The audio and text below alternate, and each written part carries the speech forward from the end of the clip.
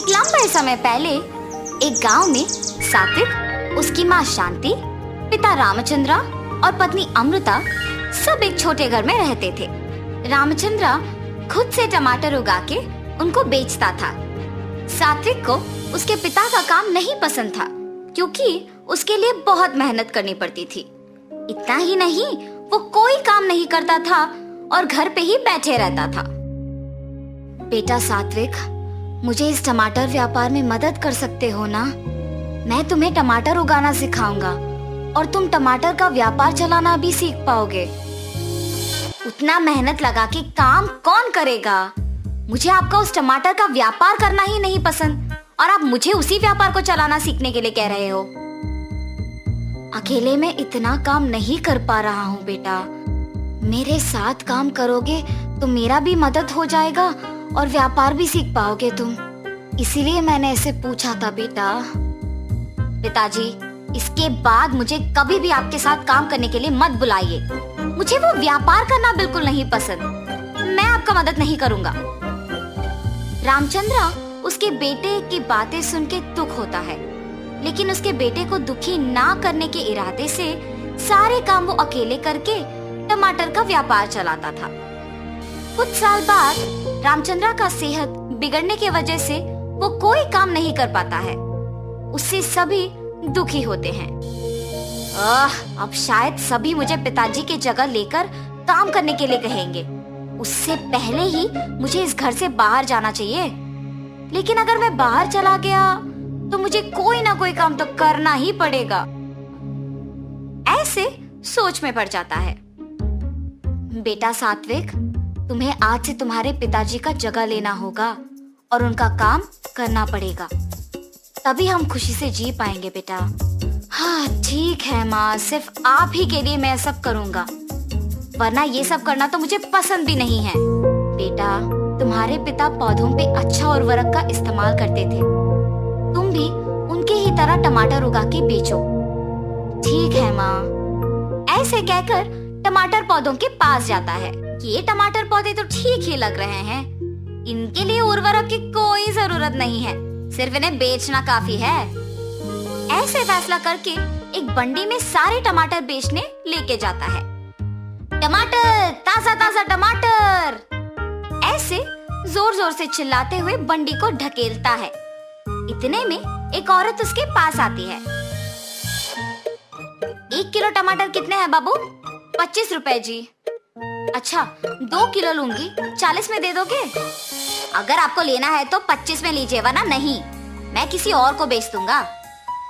ऐसे गुस्से में कहता है। तब वो औरत कहती है, या तो मेरे पूछे हुए दाम पे दो वरना नहीं दो, लेकिन गुस्सा क्यों कर रहे हो तुम? ये कह के वो औरत बिना टमाटर खरीदे वहाँ से चले जाती है। उस दिन उससे कोई भी टमाटर नहीं खरीदता है और वो सारे टमाटरों के साथ घर लौटता है। व्यापार अच्छा चला है बेटा। कोई भी आज मुझसे टमाटर नहीं खरीदा माँ। ऐसे अपनी माँ को सब बताता है।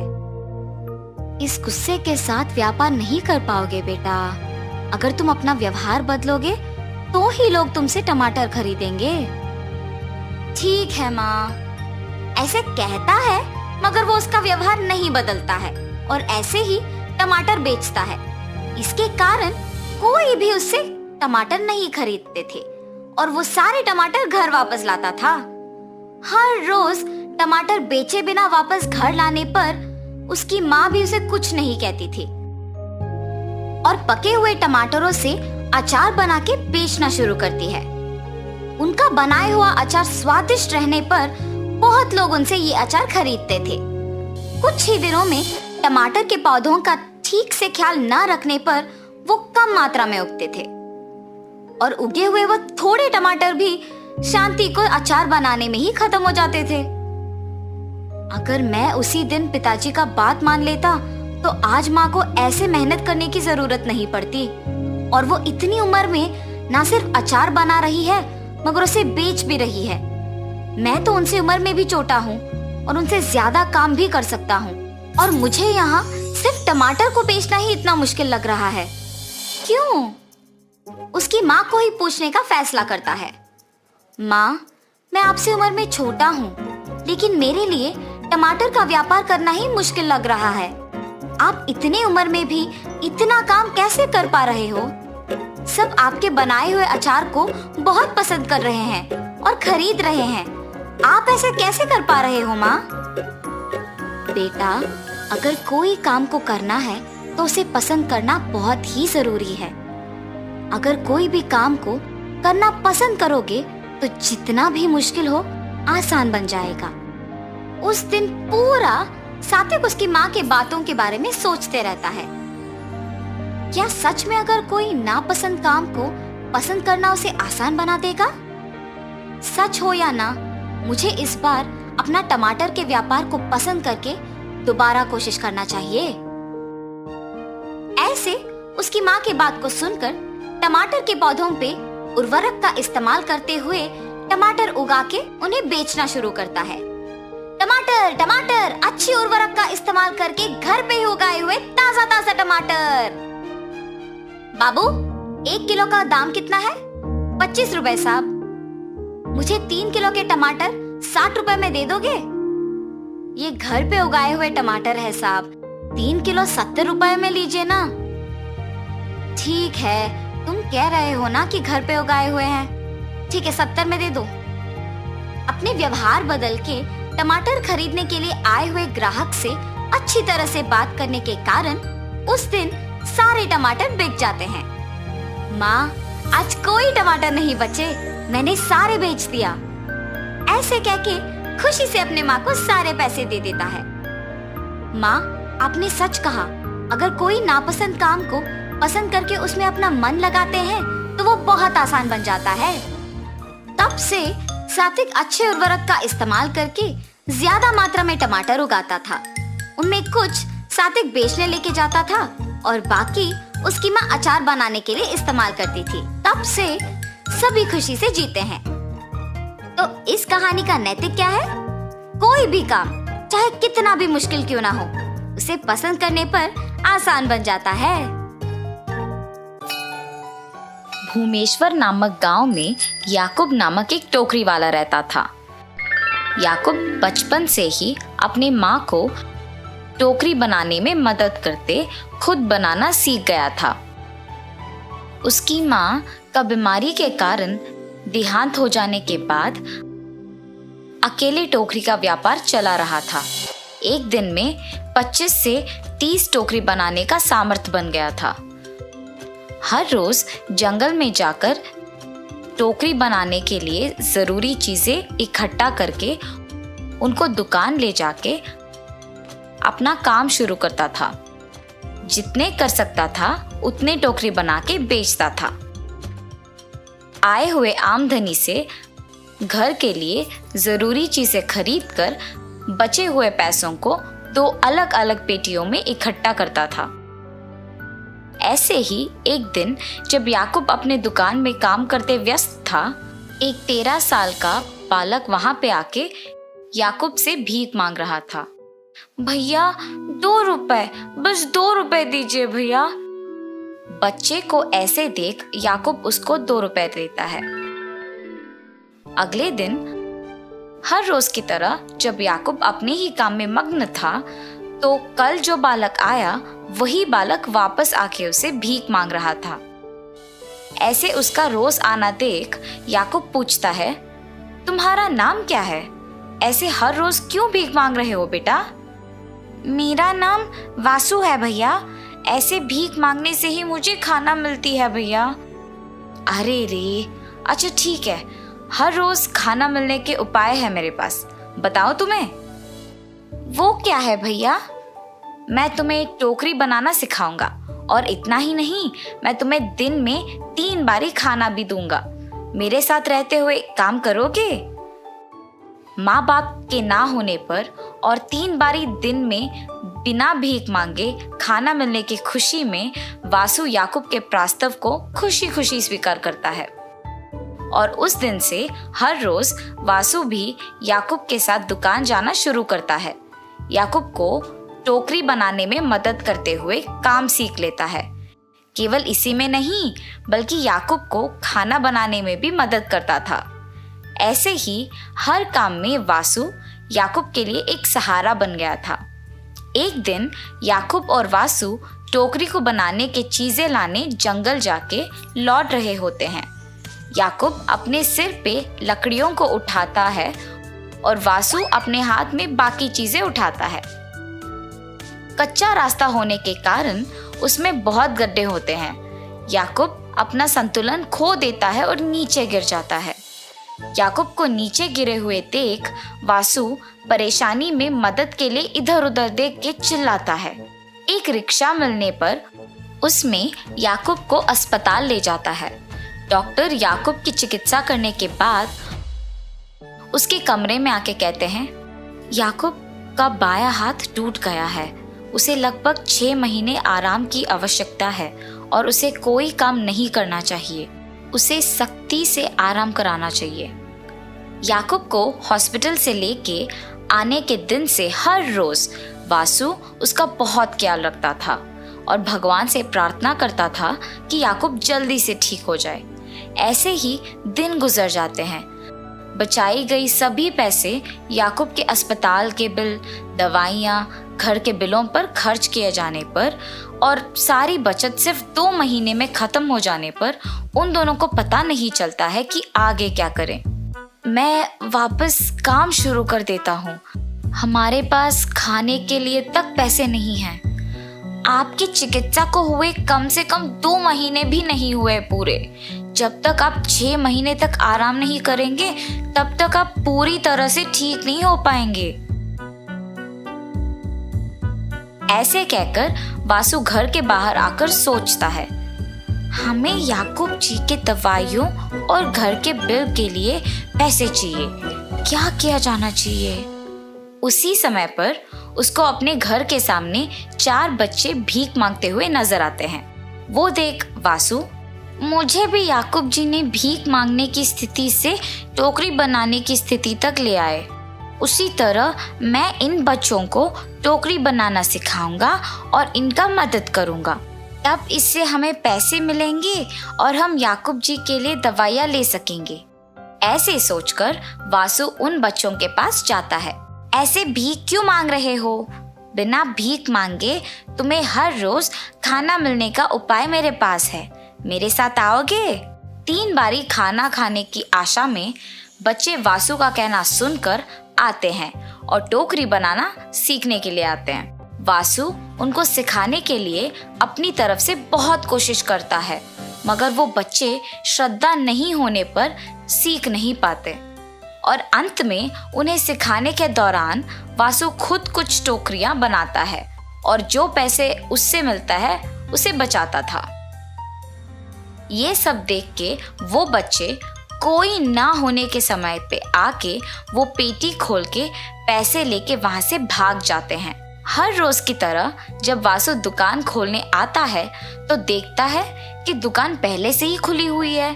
अंदर किसी के ना होने पर परेशान होता है और अंदर जाता है। पैसों के पेटी थोड़ा खुला होने के कारण वो उसे पूरी तरह से खोलता है और उसे खाली देख के वो घबरा जाता है। फिर वो समझता है कि निश्चित रूप से उन 4 बच्चों ने ही लालच के कारण पैसे चुराए होंगे। वो हर जगह उन्हें खोजता है, सभी गलियों में, लेकिन वे कहीं नहीं मिल रहे थे। इसके साथ वो घर लौटता है, बहुत निराश होते हुए। रोते हुए घर आए वासु को देख, क्या हुआ वासु, क्यों रो रहे हो? गलती हो गई याकूब जी, मुझे माफ कीजिए। क्या हुआ वासु, ये तो बोलो। और वासु याकूब को सब कुछ बताता है।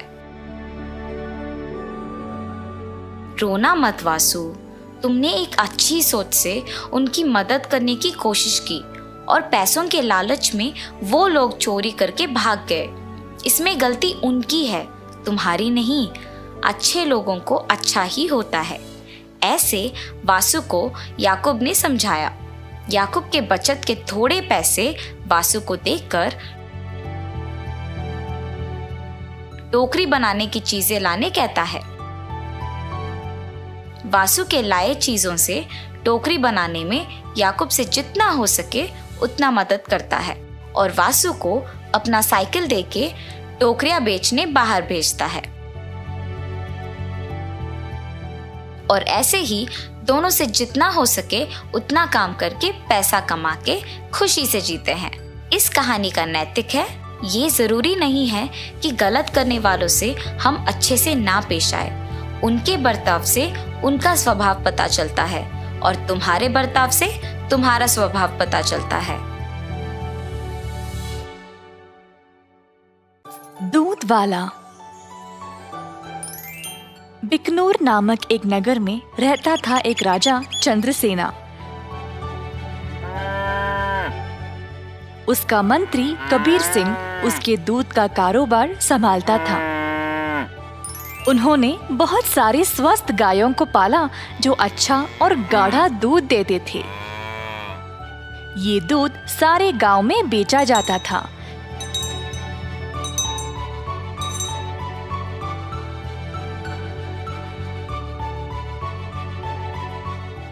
कबीर सिंह खुद सब कुछ संभालता था। कबीर सिंह की पीढ़ी भी महाराजा के लिए काम करते आ रहे थे और इस वजह से चंद्रसेना उसका बहुत आदर करते थे। कबीर सिंह ने भी राजा को कभी भी निराश नहीं किया। सारे गांव में उसका अच्छा नाम था। हर रोज कबीर सिंह खेत पर जाता था। उसने बहुत लोगों को काम पे रखा गायों की देखभाल के लिए, ताकि वे अच्छे से खाए और सेहतमंद रहे। गायों को घास चराने के लिए वह दिन में कम से कम 2 बार भेजता था।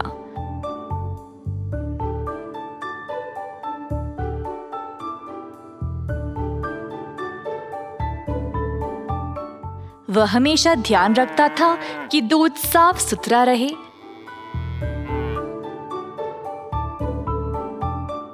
दूध निकालने के बाद वह 10 दूध वालों को देता था ताकि वह गांव में जाकर बेच दे।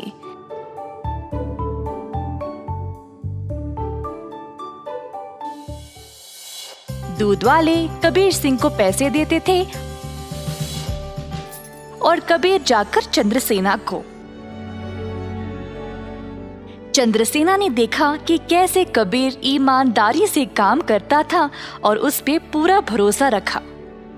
महाराज कबीर के साथ अच्छा बर्ताव करते थे और कबीर राजा के बारे में भी अपने बहनों को बताया करता था। एक दिन जब कबीर घर वापस आया तो उसने अपने बहनों को बहुत गुस्से में और परेशानी में देखा। क्या बात है, तुम सब इतने गुस्से में क्यों हो? हम तीनों की उम्र हो गई है शादी के लिए, पर क्या फायदा, शादी के लिए पैसे ही नहीं है। कपड़े और गहनों को छोड़ो, हमारे पास खाने पीने के लिए पैसे काफी नहीं है। मैं तुम लोगों के लिए ही इतना मेहनत करता हूँ, अगर इससे भी खुश नहीं हो तो मेरी सारी मेहनत ही बेकार हो रही है। आप तो महाराजा के मंत्री हो ना, पर आप अपनी आमदनी किसी भी जरूरतमंद को दे देते हो। और आप दूध का कारोबार भी संभाल रहे हो ना अकेले, उसमें भी कोई मुनाफा नहीं मिल रहा है आपको। ऐसा क्यों? शायद हमारी कोई फिक्र नहीं है, इसीलिए। तीनों बहनें रोने लगी और कबीर को बहुत बुरा लगा। अब तुम सब मत रो, मुझे बर्दाश्त नहीं होता। अब बोलो मैं क्या करूं? मैं वही करूंगा। वैसे आपको ज्यादा कुछ करने की जरूरत नहीं, आप दूध का सारा कारोबार संभालते हो ना। अगर आप उसमें थोड़ा पानी मिलाकर बेचोगे तो आप ज्यादा बेच पाओगे। हाँ, और अधिक दूध से आप ज्यादा मुनाफा भी कमा सकते हो। पर ये तो धोखा हुआ, मैं राजा के साथ ऐसा नहीं कर सकता। कबीर सिंह ने ऐसा करने से मना कर दिया था, पर उसकी बहनों ने उसको भावुक करके जैसे तैसे उससे ये काम करवा ही दिया। कबीर सिंह अक्सर कमाए गए पैसे राजा को देता था और बाकी के पैसे अपनी बहनों को देने लगा। मुझे ऐसा करना नहीं पसंद, ये आखिरी बार है, इसके बाद मुझे ये सब करने के लिए नहीं बोलना। कबीर की बातें सुनकर बहनों ने उसको पैसे वापस किए और घर छोड़कर जाने का नाटक करने लगी। कबीर के पूछने पर तीनों ने धमकी दी कि वे घर छोड़कर चले जाएंगे। मजबूर होकर कबीर को उनकी बात माननी ही पड़ी। कमाए गए पैसे राजा को देकर अधिक पैसे अपनी बहनों को देने लगा। ये सिलसिला कई दिनों तक चलता रहा। कुछ ही समय में कबीर की बहनें नए नए साड़ियां और गहने खरीदने लगी और अच्छा खासा खाने भी लगे। उनकी जिंदगी ही बदल गई। घर पर बैठे बिना तीनों सज धज के बाहर घूमने लगे, सबके आगे दिखावा करने के लिए।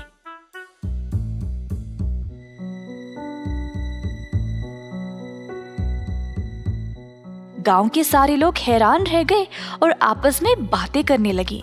ये तीन बहनें कबीर की कमाई को ऐसे इस्तेमाल कर रहे हैं। मैंने कभी नहीं देखा किसी को ऐसा करते हुए। पर कबीर सिंह के पास इतने पैसे आए कहाँ से? सब लोग कबीर के बारे में बातें करने लगे और बाकी के मंत्री कबीर की कमाई पर ईर्ष्या करने लगे, तो इस बात पर जांच करना शुरू कर दिए। जल्द उनको सच पता चल गया कि वह दूध में पानी मिलाकर बेच रहा था। 70% राजा को देकर बाकी के 30% अपनी जेब में डाल रहा था। खेत के कारीगरों से मंत्रियों ने ये बात का पता लगाया। सारे मंत्री गए राजा के पास और उनको पूरा सच बता दिया। अब क्योंकि राजा को कबीर से बहुत लगाव था, उनको इस बात पर यकीन ही नहीं हुआ, पर उनके पास और कोई रास्ता नहीं था सिवाय कबीर को दंड देने का। तीनों बहनें आए कैद खाने अपने भाई को देखने के लिए और उनको बहुत बुरा लगा कि उनकी ही वजह से उनका भाई आज जेल में बंद पड़ा है। बहनों को अपनी गलती का एहसास हुआ और तीनों गए महाराजा के पास और उनको सब सच बताया कि असल में ये सब उन तीनों की ही गलती है और कबीर दोषी नहीं है। उन्होंने राजा से भीख मांगी कबीर को छोड़ने के लिए। जब राजा ने ये सब सुना तो उन्होंने तीनों बहनों को भी कबीर के साथ कैद खाने में ही डाल दिया और कहा, दंड केवल गलत करने वाले को ही नहीं, गलत सोचने वाले को और गलती में हिस्सा लेने वाले को भी मिलनी चाहिए।